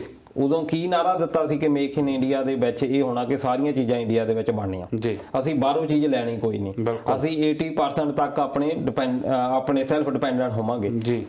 ਉਹ ਮੇਕ ਇਨ ਇੰਡੀਆ ਦਾ ਨਾਰਾ ਅੱਜ ਕਿੱਥੇ ਆ? ਬਿਲਕੁਲ ਉਹ ਮੇਕ ਇਨ ਇੰਡੀਆ ਕਿਤੇ ਵੀ ਨਹੀਂ। ਇਹ ਨਾਰਿਆਂ ਦੇ ਵਿੱਚ ਚੀਜ਼ਾਂ ਬਹੁਤ ਵਧੀਆ ਲੱਗਦੀਆਂ ਪਰ ਜਦੋਂ ਰਿਐਲਿਟੀ ਉਸ ਚੀਜ਼ ਨੂੰ 4 ਜਾਂ 5 ਸਾਲ ਹੋ ਜਾਂਦੇ ਆ ਫਿਰ ਉਹ ਨਾਰੇ ਕਿੱਥੇ ਜਾਂਦੇ ਆ? ਨੋ ਡਾਊਟ ਕਿ ਉਹਨਾਂ ਸਹੀ ਆ ਕਿ ਵਰਲਡ ਟ੍ਰੇਡ ਜਦੋਂ 2014 ਮੋਦੀ ਸਾਹਿਬ ਦੀ ਸਰਕਾਰ ਆਈ ਉਦੋਂ ਇਹ ਨਾਰਾ ਬਹੁਤ ਮੇਰੇ ਖਿਆਲ ਗੂੰਜਿਆ ਸੀ ਕਿ ਅੱਛੇ ਦਿਨ ਆਏਗੇ, ਪਰ ਉਹ ਅੱਛੇ ਦਿਨ ਆਏ ਕਿਹਦੇ ਆਏ ਮੇਰੇ ਖਿਆਲ ਹੁਣ ਸਾਰਿਆਂ ਨੂੰ ਪਤਾ। ਬਿਲਕੁਲ। ਹੁਣ ਜਦੋਂ ਸਮਝੌਤੇ ਹੋਏ ਸੀ ਪਰਮਾਣੂ ਸਮਝੌਤੇ ਜਿਹੜੇ ਅਮਰੀਕਾ ਦੇ ਨਾਲ ਹੋਏ ਸੀ ਜੀ, ਇਹਨਾਂ ਨੇ ਵਿਰੋਧ ਕੀਤੇ ਜੀ, ਬਹੁਤ ਜ਼ਿਆਦਾ ਵਿਰੋਧ ਕੀਤੇ। ਈਵਨ ਕਿ ਮਨਮੋਹਨ ਸਰਕਾਰ ਤੋਂ ਕਮਿਊਨਿਸਟਾਂ ਨੇ ਵਾਪਸ ਲੈ ਲਿਆ ਸਮਰਥਨ। ਬਿਲਕੁਲ। ਤੇ ਕਿਉਂਕਿ ਉਹਨਾਂ ਦੀ ਵੀ ਤਾਰ ਜਿਹੜੀ ਆ ਪਿੱਛੋਂ ਰਸ਼ੀਆ ਵੱਲੋਂ ਉੱਠਦੀ ਆ ਜੀ। ਇਸ ਕਰਕੇ ਜਿਹੜੇ ਪਿਛਲੇ ਜਿਹੜੇ ਕਾਰਨ ਆ ਇਹ ਨਹੀਂ ਹੁੰਦਾ ਕਿ ਤੁਹਾਡੀ ਜਿਹੜੀ ਵਿਚਾਰਧਾਰਾ ਆ ਜੀ ਉਹਨੂੰ ਤੁਸੀਂ ਹਾਵੀ ਹੋਣ ਦਿਓ ਜੀ, ਉਹਨੂੰ ਤੁਸੀਂ ਪਟੈਂਡ ਕਰਨਾ ਸ਼ੁਰੂ ਕਰ ਦਿਓ ਵੀ ਚਾਹੇ ਕਮਿਊਨਿਸਟ ਪਾਰਟੀਆਂ ਹੈਗੀਆਂ ਚਾਹੇ ਕੋਈ ਹੋਰ ਹੈਗੀਆਂ ਜੀ ਕਿ ਸਾਡੀ ਤਾਂ ਇਹ ਵਿਚਾਰਧਾਰਾ। ਫਿਰ ਤੁਸੀਂ ਕਲੀਅਰ ਰਹੋ, ਫਿਰ ਤੁਸੀਂ ਜਿਹੜੀ ਸੱਤਾ ਧਿਰ ਦੇ ਵਿੱਚ ਵੀ ਆਉਣ ਵਾਲੇ ਬਿੱਲ ਆ ਉਹਨਾਂ ਦਾ ਸਮਰਥਨ ਦਿਓ ਵੀ ਜੇ ਅਸੀਂ ਹੁੰਦੇ ਅਸੀਂ ਵੀ ਇਹ ਕੰਮ ਕਰਾਂਗੇ। ਫਿਰ ਤੁਸੀਂ ਦੋ ਇੱਕ ਮੂੰਹੇ ਨਾ ਬਣੋ। ਬਿਲਕੁਲ। ਫਿਰ ਇਹ ਨਾ ਹੋਵੇ ਵੀ ਫਿਰ ਤੁਸੀਂ ਅੱਜ ਕਾਂਗਰਸ ਵਾਲਿਆਂ ਨੂੰ ਭੰਡੋ ਨਾ ਜੇ ਉਹ ਵਿਰੋਧ ਕਰਦੇ ਆ, ਸੇਮ ਚੀਜ਼ ਤੁਸੀਂ ਕਰਦੇ ਸੀ। ਫਿਰ ਫਰਕ ਕੀ ਹੋਇਆ? ਬਿਲਕੁਲ। ਫਿਰ ਲੋਕੀ ਕਿੱਥੇ ਜਾਣ ਜੀ? ਲੋਕਾਂ ਨੂੰ ਕੀ ਪੱਖ ਮਿਲੇ?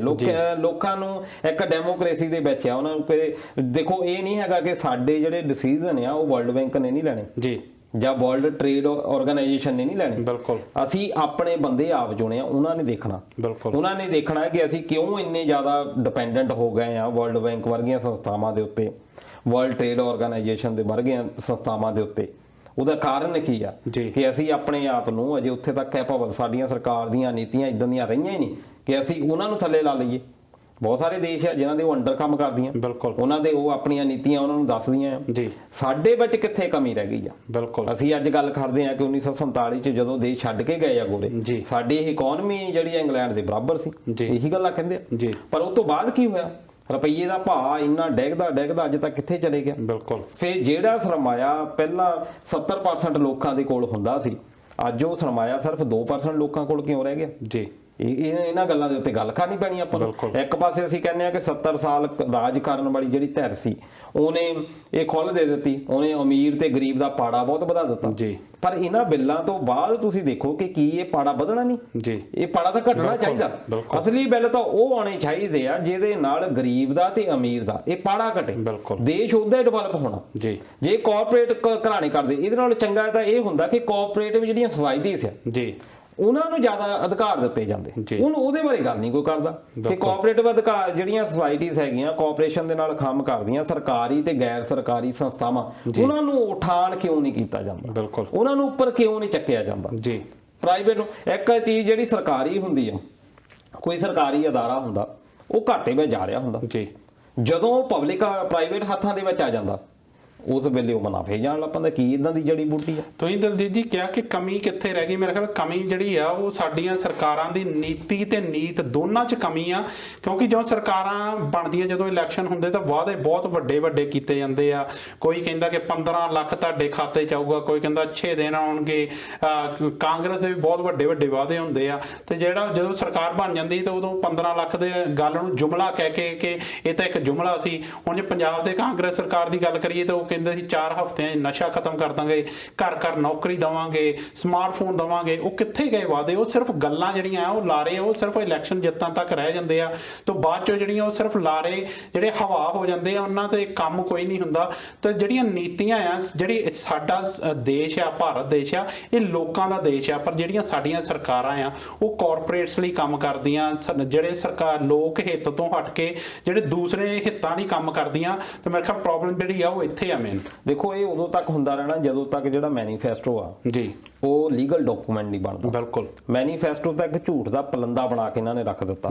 ਅਸੀਂ ਇਹ ਤਾਂ ਪਲਾਨ ਹੁੰਦਾ ਬਿਲਕੁਲ। ਜਿਹੜੀਆਂ 5 ਸਾਲਾ ਯੋਜਨਾਵਾਂ ਨਹਿਰੂ ਵੇਲੇ ਚੱਲੀਆਂ, 5 ਸਾਲ ਦਾ ਇੱਕ ਪਲਾਨ ਤਿਆਰ ਕੀਤਾ ਜਾਂਦਾ, ਉਹਦੇ ਵਿੱਚ ਕੀ ਕੀ ਹੋਣਾ ਆ। ਬਿਲਕੁਲ, ਉਹ 5 ਸਾਲ ਯੋਜਨਾਵਾਂ ਦੇ ਵਿੱਚ ਇਹ ਇੱਕਦਮ ਹੀ ਕਾਨੂੰਨ ਧਾਰ ਦਿੱਤੇ ਜਾਂਦੇ ਆ। ਉਹ 5 ਸਾਲਾਂ ਯੋਜਨਾਵਾਂ ਦੇ ਮੈਨੂੰ ਲੱਗਦਾ ਵੀ ਬਣਾਈਆਂ ਤਾਂ ਉਹ ਅਗਲੇ ਸਾਲਾਂ ਲਈ ਜਾਂਦੀਆਂ, ਪਰ ਸਾਡਾ ਟਾਰਗੇਟ ਅੱਜ ਤੋਂ 20 ਸਾਲ ਪੁਰਾਣਾ ਚੱਲਣ ਡਿਆ ਆ। ਬਿਲਕੁਲ, ਇਸ ਕਰਕੇ ਅਸੀਂ ਤਾਂ ਬਹੁਤ ਪਿੱਛੇ ਚੱਲ ਰਹੇ ਹਾਂ। ਜਿਹੜੇ ਸਾਡੇ ਟਾਰਗੇਟ ਅਸੀਂ ਰੱਖਦੇ ਹਾਂ, ਅਸੀਂ ਲੌਂਗ ਟਰਮ ਗੋਲ ਰੱਖਦੇ ਹਾਂ, ਅਸੀਂ ਸਰਕਾਰ 5 ਸਾਲ ਦਾ ਪਲਾਨ ਬਣਾਉਂਦੀ ਹੈ ਕਿ ਅਸੀਂ ਇਹ 5 ਸਾਲਾਂ ਦੇ ਵਿੱਚ ਕੀ ਕੀ ਕਰਨਾ। ਹੁਣ ਉਹ ਮੈਨੀਫੈਸਟੋ ਦੇ ਵਿੱਚ ਉਹ ਗੱਲਾਂ ਤਾਂ ਕੀਤੀਆਂ ਹੁੰਦੀਆਂ। ਹੁਣ ਜਿੱਦਾਂ ਇੱਕ ਪਾਰਟੀ ਬੜਾ ਚੜ੍ਹਤ ਹੋਈ ਸੀ ਉਹਨਾਂ ਦਿਨਾਂ ਦੇ ਵਿੱਚ, ਇੱਥੇ ਉਹਨਾਂ ਦਾ ਲੀਡਰ ਇੱਥੇ ਆਇਆ ਤੇ ਮੈਨੂੰ ਇੰਟਰਵਿਊ ਕਰਨ ਦਾ ਮੌਕਾ ਮਿਲ ਗਿਆ। ਮੈਂ ਉਹਨਾਂ ਨੂੰ ਪੁੱਛਿਆ ਵੀ ਤੁਸੀਂ ਕਹਿ ਰਹੇ ਹੋ ਕਿ ਪੰਜਾਬ ਦੇ ਵਿੱਚ ਸ਼ਰਾਬਬੰਦੀ ਅਸੀਂ ਬਿਲਕੁਲ ਲਾਗੂ ਕਰਨੀ, ਕਹਿੰਦੇ ਹਾਂਜੀ ਕਰਨੀ ਆ ਅਸੀਂ। ਮੈਂ ਉਹਨਾਂ ਨੂੰ ਇਹ ਕਿਹਾ ਕਿ ਤੁਸੀਂ ਚਲੋ ਲਾਗੂ ਕਰਨੀ ਆ, ਪਰ ਜਿਹੜਾ ਰੈਵਨਿਊ ਆ ਸ਼ਰਾਬ ਦੇ ਟੈਕਸ ਤੋਂ, ਜਿਹੜਾ ਰੈਵਨਿਊ ਸਰਕਾਰ ਨੂੰ ਆ ਰਿਹਾ ਆ, ਉਹ ਰੈਵਨਿਊ ਤੁਸੀਂ ਉਹਦਾ ਅਲਟਰਨੇਟਿਵ ਕਿੱਥੋਂ ਕੱਢਿਆ? ਬਿਲਕੁਲ, ਇਹਦੇ ਬਾਰੇ ਕਹਿੰਦੇ ਇਹ ਵਿਚਾਰ ਕਰਾਂਗੇ ਅਸੀਂ। ਦੈਟ ਮੀਨਸ ਕਿ ਇਹਨਾਂ ਨੇ ਉਹ ਰੈਵਨਿਊ ਬਾਰੇ ਦੱਸ ਦਿੱਤਾ, ਪਰ ਉਹ ਜਿਹੜਾ ਘਾਟਾ ਸਰਕਾਰ ਨੂੰ ਪੈਣਾ ਆ ਉਹਦਾ ਅਲਟਰਨੇਟਿਵ ਕੱਢ ਨਹੀਂ ਪਾਏ ਕਿ ਉਹ ਕਿਹਦਾ ਗਲਾ ਕੱਟਣਾ ਹੈ ਜਿਹੜਾ ਉਹ ਰੈਵਨਿਊ ਪੂਰਾ ਕਰਨ ਦੇ ਲਈ। ਉਹ ਲੋਕਾਂ ਦਾ ਕੱਟਣਾ ਦਲਜੀਤ ਜੀ। ਜਿਹੜਾ ਦਾਤਰਾ ਆ, ਜਿਹੜਾ ਰੰਦਾ ਆ, ਉਹ ਹਮੇਸ਼ਾ ਲੋਕਾਂ ਤੇ ਚੱਲਦਾ ਆ। ਬਿਲਕੁਲ, ਤੇ ਇਸ ਕਰਕੇ ਸਾਨੂੰ ਇਹ ਧਿਆਨ 'ਚ ਰੱਖਣਾ ਪੈਣਾ ਆ, ਸਾਨੂੰ ਉੱਠਣਾ ਪੈਣਾ, ਸਾਨੂੰ ਇਹਦੇ ਬਾਰੇ ਰਿਸਰਚ ਕਰਨੀ ਪੈਣੀ। ਖਾਸ ਤੌਰ ਤੇ ਜਿਹੜਾ ਅੱਜ ਦਾ ਇਹ ਵਰਗ ਬਣ ਚੁੱਕਾ, ਖਾਸ ਤੌਰ ਤੇ ਯੂਥ ਤੋਂ ਬੜੀਆਂ ਉਮੀਦਾਂ ਨੇ। ਪਹਿਲਾਂ ਇਹ ਕਿਹਾ ਜਾਂਦਾ ਸੀ ਪੰਜਾਬ ਦੇ ਜਿਹੜੇ ਬੱਚੇ ਆ ਉਹ ਬੜੇ ਅਵੇਸਲੇ ਹੋ ਗਏ ਆ, ਕਹਿ ਸਕਦੇ ਆ ਆਪਾਂ, ਪਰ ਜਿਸ ਤਰੀਕੇ ਦੇ ਨਾਲ ਉਹਨਾਂ ਨੇ ਪ੍ਰਤੀਕਰਮ ਦਿੱਤਾ ਆ, ਸੋਸ਼ਲ ਮੀਡੀਆ ਦੇ ਜਰੀਏ ਪਤਾ ਲੱਗਦਾ ਆ, ਹੁਣ ਲੱਗਦਾ ਹੈ ਕਿ ਬੱਚੇ ਅਵੇਅਰ ਆ, ਲੋਕੀ ਅਵੇਅਰ ਹੋ ਰਹੇ ਆ। ਨੌਜਵਾਨ ਜਿਸ ਤਰੀਕੇ ਦੇ ਨਾਲ ਸਵਾਲ ਕਰਨ ਲੱਗਿਆ ਲੀਡਰਸ ਨੂੰ, ਬਿਲਕੁਲ, ਕਿ ਤੁਸੀਂ ਆਹ ਕਿਉਂ ਨਹੀਂ ਕੀਤਾ। ਕਿਸੇ ਪਾਰਟੀ ਦਾ ਹੋ ਸਕਦਾ, ਕਿਸੇ ਨੂੰ ਮਾਰਫੀ ਨਹੀਂ ਆਪਾਂ ਕਰ ਸਕਦੇ, ਕਿਸੇ ਦੇ ਨਾਲ ਜੁੜਦੇ ਨਹੀਂ। ਉਹ ਸਿਰਫ ਵਿਚਾਰਧਾਰਾ ਦੇ ਉੱਤੇ ਚੱਲਦੇ ਆ ਕਿ ਤੁਸੀਂ ਸਾਨੂੰ ਦੱਸੋ ਕੀ ਕਰੋਗੇ। ਤੁਸੀਂ ਵੈਸੇ ਨਾ ਸਾਨੂੰ ਕਹੋ ਕਿ ਅਸੀਂ ਕੈਲੀਫੋਰਨੀਆ ਬਣਾਉਣਾ, ਬਿਲਕੁਲ, ਸਾਨੂੰ ਇਹ ਦੱਸੋ ਕਿ ਰਿਐਲਿਟੀ ਦੇ ਵਿੱਚ ਤੁਸੀਂ ਜਲੰਧਰ ਨੂੰ ਜਲੰਧਰ ਕਿਉਂ ਨਹੀਂ ਰਹਿਣ ਦੇਣਾ। ਜਲੰਧਰ ਅੱਜ ਤੁਸੀਂ ਦੇਖ ਲਓ ਕਿ ਜਲੰਧਰ ਕੀ ਅੱਜ ਤੋਂ 15 ਸਾਲ ਪਹਿਲਾਂ ਵਾਲਾ ਜਲੰਧਰ ਰਹਿਣ ਦਿੱਤਾ। ਬਿਲਕੁਲ, ਕੀ ਲੁਧਿਆਣਾ ਅੱਜ ਕੀ ਬਣਾ ਕੇ ਅਸੀਂ ਰੱਖ ਦਿੱਤਾ, ਕੀ ਉਹ ਪਹਿਲਾਂ ਵਾਲਾ ਰਹਿ ਗਿਆ। ਇਸ ਕਰਕੇ ਸਾਨੂੰ ਕੈਲੀਫੋਰਨੀਆ ਦੇ ਨਾਲੋਂ ਸਾਨੂੰ ਜਿਹੜਾ ਪੁਰਾਣਾ ਜਲੰਧਰ ਆ ਤੇ ਪੁਰਾਣਾ ਲੁਧਿਆਣਾ ਉਹੀ ਮੋੜ ਦਿਓ। ਉਹਦੇ ਵਿੱਚ ਮੇਰੇ ਖਿਆਲ ਦਲਜੀਤ ਜੀ ਪਹਿਲਾਂ ਜਿਹੜੇ ਪੁਰਾਣੇ ਸਮਿਆਂ ਦੇ ਵਿੱਚ ਸਾਡੇ ਲੋਕਾਂ ਦੇ ਵਿੱਚ ਅਵੇਅਰਨੈਸ ਦੀ ਬਹੁਤ ਘਾਟ ਸੀਗੀ।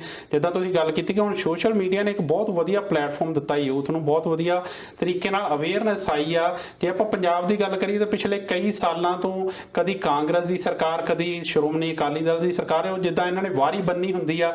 ਜੇ ਪੁਰਾਣੇ ਬਜ਼ੁਰਗਾਂ ਨਾਲ ਗੱਲ ਕਰੀਏ ਕਿ ਬਾਪੂ ਇਹਨਾਂ ਨੇ ਗੱਲ ਆ ਕੀਤੀ ਸੀ ਤੇ ਇਹਨਾਂ ਨੇ ਕੀਤਾ ਕੁਛ ਨਹੀਂ, ਉਹਨਾਂ ਦਾ ਜਵਾਬ ਅੱਗੇ ਇਹੀ ਹੁੰਦਾ ਸੀ ਕਿ ਪੁੱਤ ਕੀ ਕਰੀਏ, ਸਾਰੇ ਇੱਕੋ ਜਿਹੇ ਆ।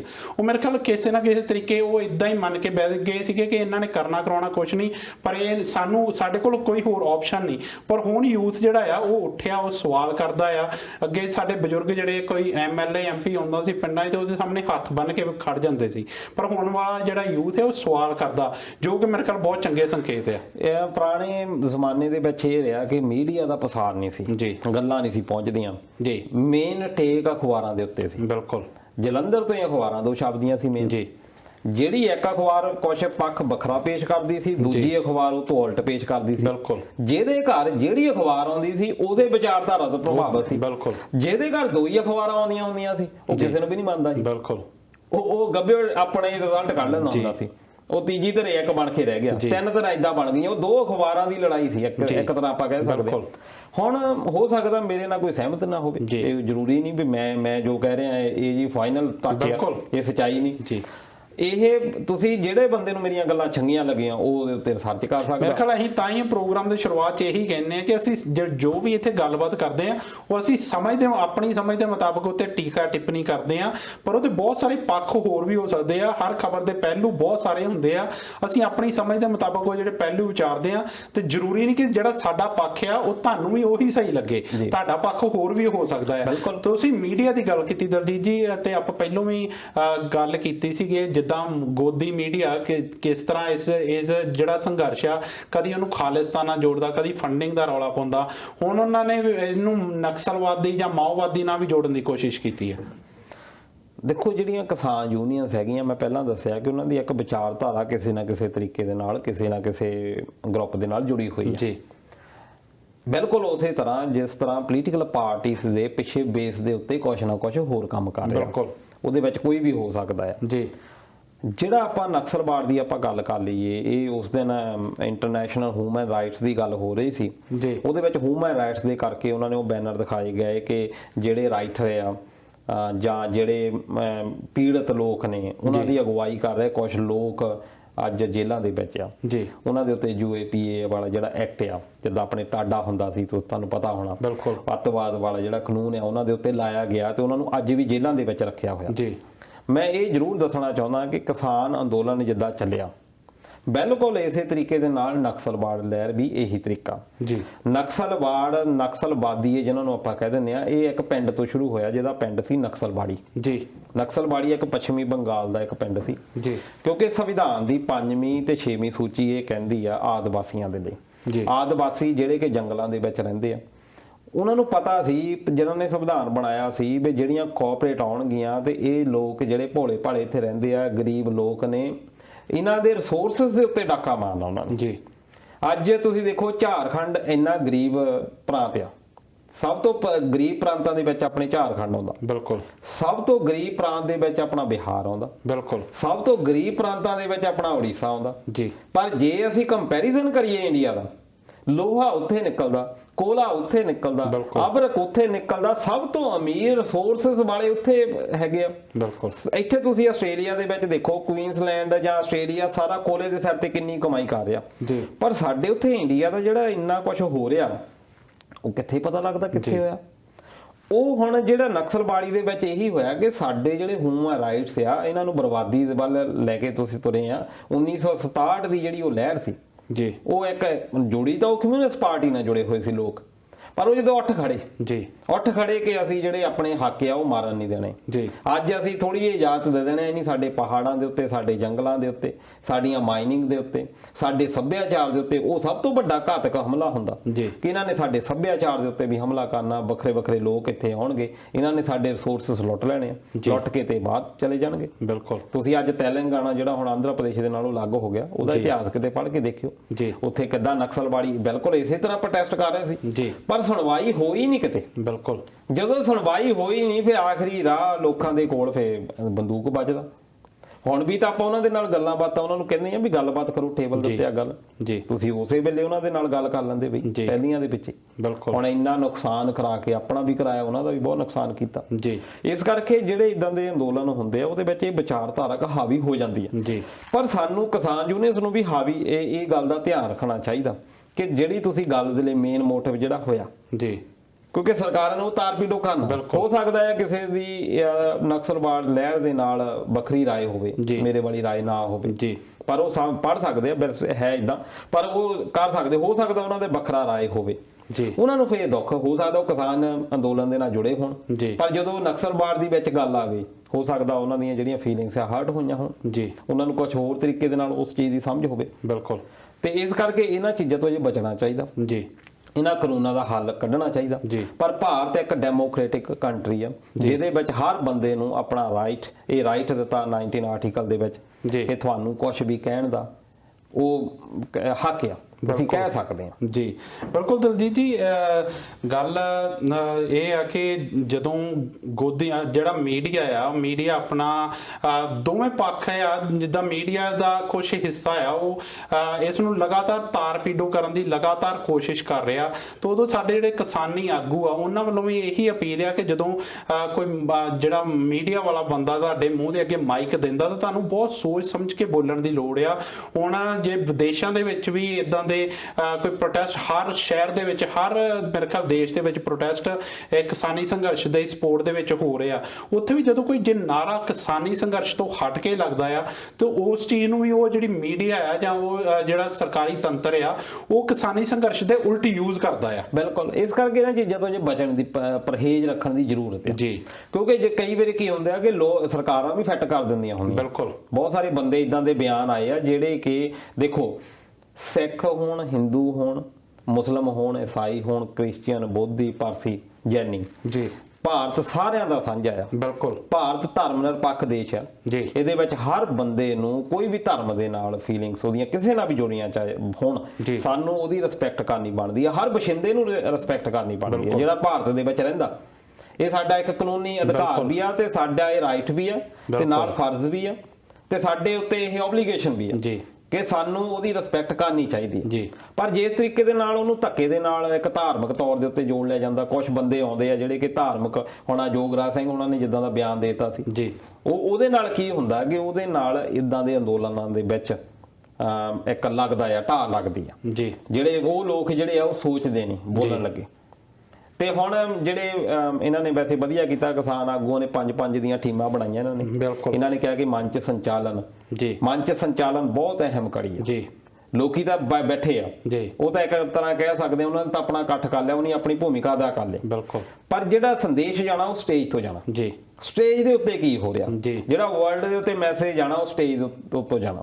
ਭਾਵੇਂ ਕਿ ਤੁਸੀਂ ਪਰਸਨਲ ਵੀ ਕਿਸੇ ਨਾਲ ਇੰਟਰਵਿਊ ਕਰ ਸਕਦੇ ਆ, ਉਹ ਜਿਹੜੀ ਪਰਸਨਲ ਇੰਟਰਵਿਊ ਉਹਦੇ ਪਰਸਨਲ ਵਿਚਾਰ ਹੋ ਸਕਦੇ ਆ, ਪਰ ਜਿਹੜਾ ਮੰਚ ਤੇ ਹੋ ਰਿਹਾ ਆ ਉਹ ਸਾਰੇ ਲੋਕੀ ਜਿੰਨੇ ਉਹਦੇ ਦੇਖ ਰਹੇ ਆ ਉਹਨਾਂ ਦੇ ਵਿਚਾਰ ਆ ਜੀ। ਇਸ ਕਰਕੇ ਉਹ 5-5 ਟੀਮਾਂ ਵੀ ਹੈਗੀਆਂ, ਇਸੇ ਕਰਕੇ ਉਹ ਵੀ ਬੜੇ ਸੁਚੇਤ ਨੇ। ਕਈ ਵਾਰ ਬਹੁਤ ਸਾਰੇ ਲੋਕਾਂ ਨੂੰ ਗੁੱਸਾ ਵੀ ਲੱਗਦਾ ਸਾਨੂੰ ਜੀ ਆਹ ਕਹਿਣ ਤੋਂ ਹਟਾਇਆ ਗਿਆ ਜਾਂ ਕਿੱਦਾਂ, ਉਹ ਅਸਲ ਦੇ ਵਿੱਚ ਉਹ ਸੁਚੇਤ ਨੇ ਜੇ ਕੱਲ ਨੂੰ ਕੋਈ ਇਦਾਂ ਦਾ ਦੂਜੀ ਧਿਰ ਦੇ ਉੱਤੇ ਹਾਵੀ ਹੋਣ ਦਾ ਮੌਕਾ ਨਾ ਮਿਲ ਜਾਵੇ ਜੀ। ਬਿਲਕੁਲ।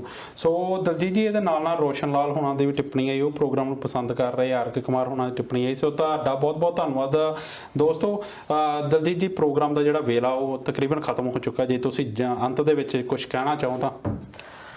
ਮੈਂ ਤਾਂ ਇਹੀ ਕਹੂੰਗਾ ਕਿ ਭਾਰਤ ਸਾਰਿਆਂ ਦਾ ਸਾਂਝਾ ਜੀ, ਚਾਹੇ ਜਿਹੜੇ ਰਾਈਟਸ ਆ ਜੀ ਕਿਤੇ ਦੇ ਵੀ ਹੋ ਸਕਦੇ ਜੀ, ਉਹਨਾਂ ਨਾਲ ਖਿਲਵਾੜ ਨਾ ਹੋਣ ਦਿਓ। ਚਾਹੇ ਤੁਸੀਂ ਇੱਥੇ ਆਸਟ੍ਰੇਲੀਆ ਦੇ ਵਿੱਚ ਵੀ ਆ, ਚਾਹੇ ਤੁਸੀਂ ਅਮਰੀਕਾ ਕੈਨੇਡਾ ਦੇ ਵਿੱਚ ਬੈਠੇ ਹੋਏ ਆ, ਤੁਹਾਡੇ ਜਿਹੜੇ ਰਾਈਟਸ ਆ ਤੁਹਾਨੂੰ ਪ੍ਰੋਟੈਕਟ ਕਰਦੇ ਆ।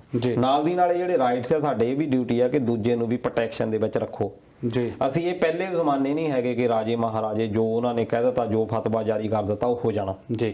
ਹੁਣ ਡੈਮੋਕ੍ਰੈਟਿਕ ਰੂਲਸ ਆ, ਪਰ ਸਰਕਾਰਾਂ ਉਹ ਵੀ ਕੋਈ ਹੋ ਸਕਦਾ ਆ ਕਿ ਉਹਨਾਂ ਦੇ ਮਨ ਦੇ ਵਿੱਚ ਹੋਵੇ ਕਿ ਅਸੀਂ ਕੁਝ ਕਰਨਾ ਜੀ, ਪਰ ਉਹਦੇ ਵਿੱਚ ਧਿਆਨ 'ਚ ਜ਼ਰੂਰ ਰੱਖਿਆ ਜਾਵੇ ਕਿ ਉਹ ਜਿਹੜੇ ਲੋਕ ਨੇ ਉਹਨਾਂ ਨੂੰ ਇੱਕ ਅਲਟਰਨੇਟਿਵ ਦੇਣ ਦਾ ਮੌਕਾ ਦਿੱਤਾ ਜਾਵੇ, ਤਾਂ ਕਿ ਹੁਣ ਜਿਹੜੇ ਕਿਸਾਨ ਜਥੇਬੰਦੀਆਂ ਉਹਨਾਂ ਨੂੰ ਡਾਊਟ ਹੀ ਆ ਜੀ। ਸਰਕਾਰ ਕਹਿ ਰਹੀ ਹੈ ਕਿ ਤੁਸੀਂ ਡਾਊਟ ਰੱਖੋ ਨਾ, ਜਾਂ ਤਾਂ ਉਹਨਾਂ ਦੇ ਡਾਊਟ ਦੂਰ ਕਰ ਦਿਓ ਜੀ। ਜੇ ਉਹ ਡਾਊਟ ਦੂਰ ਹੁੰਦੇ ਆ ਤੇ ਕਿਸਾਨ ਜਿੰਨੇ ਮਿਹਨਤੀ ਆ, ਅੱਜ ਵੀ ਤੁਸੀਂ ਦੇਖੋ ਕਰੋਨਾ ਕਾਲ ਦੇ ਵਿੱਚ ਬਾਕੀ ਸਾਰੀ ਇੰਡਸਟਰੀ ਫੇਲ ਹੋ ਕੇ ਰਹਿ ਗਈ ਜੀ। GDP ਡਿੱਗੀ ਵੀ ਇਸੇ ਕਰਕੇ, ਜਿਹੜੀ ਮਾੜੀ ਮੋਟੀ ਬਚੀ ਵੀ ਸੀ ਉਹ ਖੇਤੀਬਾੜੀ ਕਰਕੇ ਰਹਿ ਗਈ ਜੀ, ਕਿ ਕਿਸਾਨਾਂ ਨੇ ਫੇਰ ਵੀ ਖੇਤਾਂ ਦੇ ਵਿੱਚ ਜਾਣਾ ਛੱਡਿਆ ਨਹੀਂ ਜੀ। ਖੇਤਾਂ ਦੇ ਵਿੱਚ ਉਨੀ ਮਿਹਨਤ ਪੁਰਾਣੇ ਵਾਂਗੂ ਹੀ ਰੱਖੀ। ਇਸ ਕਰਕੇ ਜਿਹੜੀ ਤੁਹਾਡੀ ਧਿਰ ਆ, ਮੇਨ ਜਿਹੜੀ ਇਕਨੋਮੀ ਦੀ ਰੀੜ੍ਹ ਦੀ ਹੱਡੀ ਆ, ਉਹਦੇ ਉੱਤੇ ਜ਼ੋਰ ਦੇਣਾ ਬਣਦਾ ਆ। ਇਹਨੂੰ ਇਦਾਂ ਨਾ ਹੋਵੇ ਕਿ ਤੁਸੀਂ ਕੋਆਪਰੇਟ ਬਣਾਉਂਦੇ ਵਰਲਡ ਲੈਵਲ ਦੇ ਉੱਤੇ ਕਰਦੇ ਵਰਲਡ ਬੈਂਕ ਦੇ ਨਾਲ ਸਮਝੌਤੇ ਕਰਦੇ ਵਰਲਡ ਟ੍ਰੇਡ ਸੈਂਟਰ ਨਾਲ ਕਰਦੇ ਬਈ ਆਪਣੇ ਜਿਹੜੇ ਲੋਕ ਨੇ, ਜਿਹੜੇ ਉਹਨਾਂ ਦੇ ਇੱਕ ਛੋਟੇ ਕਿਸਾਨ ਨੇ, ਚਾਹੇ ਉਹ 2 ਖੇਤਾਂ ਵਾਲੇ ਆ 3 ਖੇਤਾਂ ਵਾਲੇ ਆ ਜੀ, ਉਹਨਾਂ ਦਾ ਨੁਕਸਾਨ ਜ਼ਿਆਦਾ ਨਾ ਹੋ ਜਾਵੇ। ਬਿਲਕੁਲ। ਸੋ ਦਲਜੀਤ ਜੀ, ਤੁਸੀਂ ਜੁੜੇ ਇਹ ਜਾਣਕਾਰੀਆਂ ਸਾਂਝੀਆਂ ਕੀਤੀਆਂ ਉਹਦੇ ਲਈ ਬਹੁਤ-ਬਹੁਤ ਧੰਨਵਾਦ। ਇੱਥੇ ਜਸਜੀਤ ਸਿੰਘ ਜੱਸ ਹੁਣਾਂ ਨੇ ਟਿੱਪਣੀ ਕੀਤੀ, ਉਹਨਾਂ ਨੇ ਕਿਹਾ ਕਿ ਬੀਜੇਪੀ ਦੇ ਲੀਡਰ ਪਹਿਲਾਂ ਖਾਲਿਸਤਾਨੀ ਕਹਿੰਦੇ ਸੀ ਤੇ ਹੁਣ ਮਾਓਵਾਦੀ ਤੇ ਨਕਸਲਵਾਦੀ ਕਹਿੰਦੇ। ਮੇਰੇ ਖਿਆਲ ਉਹਦੀ ਆਪਾਂ ਇਹੀ ਗੱਲ ਕਰ ਚੁੱਕੇ ਕਿ ਜਿਹੜਾ ਭੜਕਾਉਣ ਦੀ ਜਾਂ ਤਾਰਪੀਡੋ ਕਰਨ ਦੀ ਜਿਹੜੀ ਲਗਾਤਾਰ ਕੋਸ਼ਿਸ਼ ਹੈ ਉਹ ਲਗਾਤਾਰ ਜਾਰੀ ਆ।